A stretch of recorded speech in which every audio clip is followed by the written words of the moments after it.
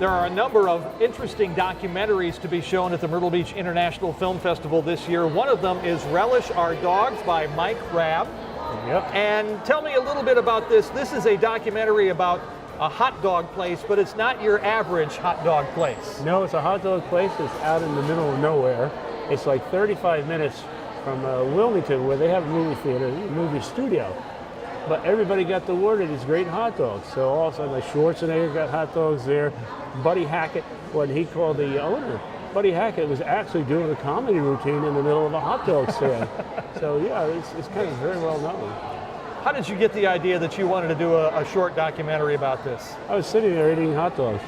And I looked around, up on the wall, here's this picture of a Coast Guard plane sitting in the parking lot. So, yeah, that's kind of interesting. I see these other pictures, and I see the people who have been there. I said, this is a great story. It's just, I primarily do short documentaries, 5 to 15 minutes, right up my alley. You got started doing this how long ago, and how did you get into it? Actually, 2008, I really got into it because years before that, I had the two-piece video kit, the thing over the shoulder, right. and but when the prices came down on the good equipment, prosumer equipment, and the quality went up, and it got to be lightweight, it says, now's my time. We were talking before we went on the air here about the difference between watching a film on an iPad or on an iPhone and watching it in a full-size theater on a big screen with hundreds of other people. Tell me about what the difference is for you as a filmmaker. Well, you're looking at a little thing like this, you're missing 90% of the film, right? You're getting the story, a set of the action. When you go into movie theaters, like the word I use is immerse, you can see what's going on, what the people who put the film together want you to see, what they're trying to convey. You are right in the middle of it. You're not sitting there like that.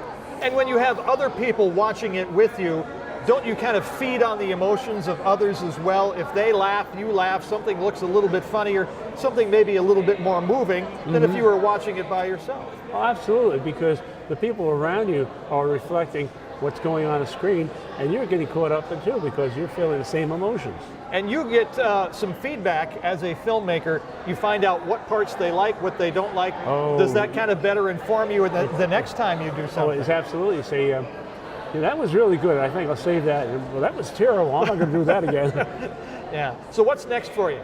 Well, right now I have a very interesting story. It's what I'm working on is a documentary called The Flag That Killed Lincoln. And very few people know that Lincoln was assassinated mainly because of the Confederate flag. It's up in a place in Brunswick County. It's a long story, but if it hadn't been for this flag, Lincoln would have been kidnapped and taken to Richmond. But because of the flag, it's complicated to explain right now, but because of the flag, he was assassinated. There's a number of these stories I just happened to come across. I said, whoa, this is a great story. And being a storyteller is really what it's all about in the end, isn't it? Oh, yeah. I do documentaries mainly because I'm saving history. That's a great goal. Relish Our Dogs is his film. Raab, thank you very much. Thank you very much.